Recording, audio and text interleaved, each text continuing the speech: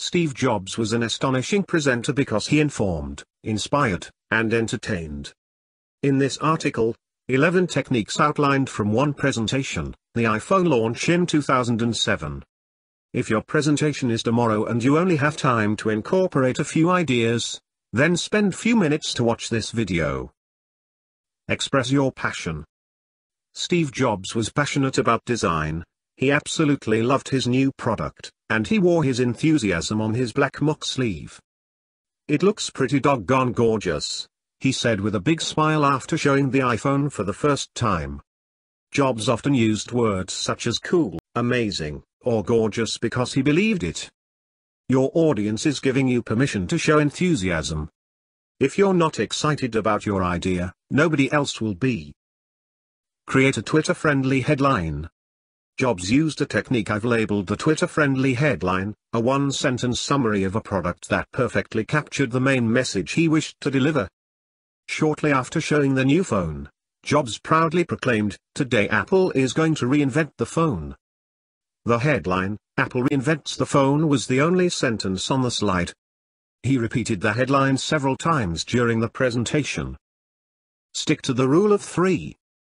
Jobs instinctively understood that the number 3 is one of the most powerful numbers in communications. Jobs divided his iPhone presentation into 3 sections. He spoke about the iPod functions of the new iPhone, the phone itself, and connecting to the internet. Jobs even had some fun with 3. He stepped on stage and said, "Today we are introducing 3 revolutionary products. The first, a widescreen iPod with touch controls.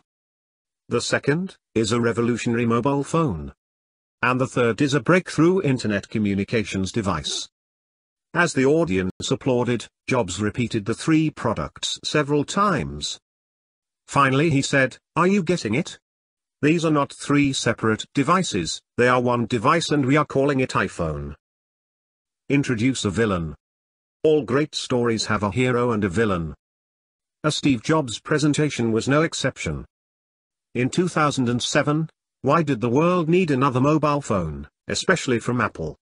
Jobs set up the narrative by introducing a villain, a problem in need of a solution. Regular cell phones are not so smart and they are not so easy to use. Smartphones are a little smarter, but are harder to use.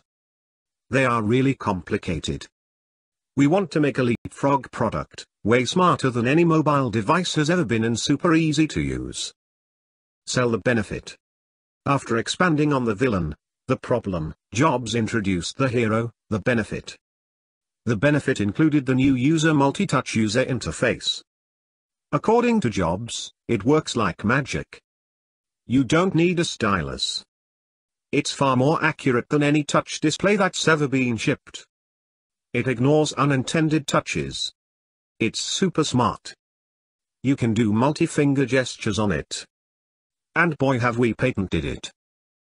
Build simple, visual slides. The average PowerPoint slide has 40 words.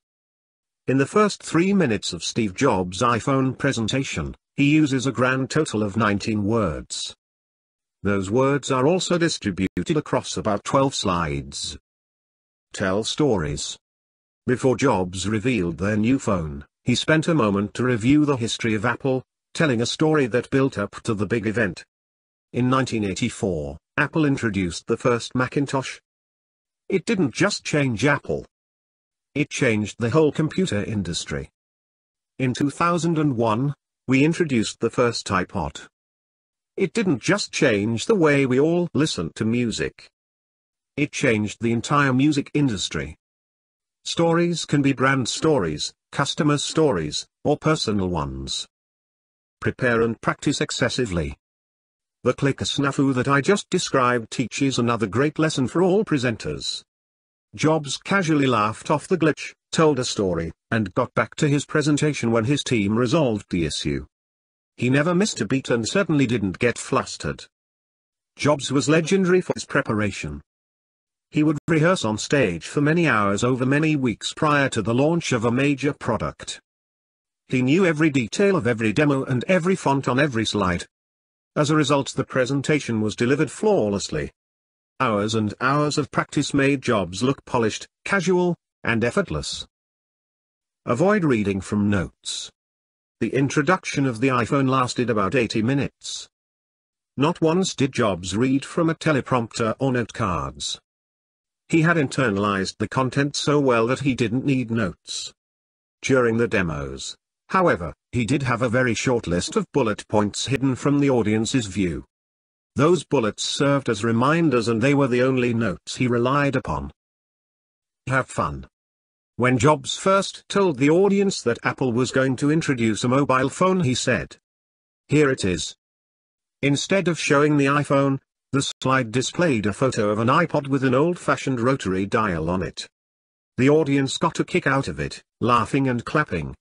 They had been played and Jobs was enjoying their reaction. Inspire your audience. Jobs liked to end his keynotes with something uplifting and inspiring. At the end of the iPhone presentation he said, "I didn't sleep a wink last night. I've been so excited about today."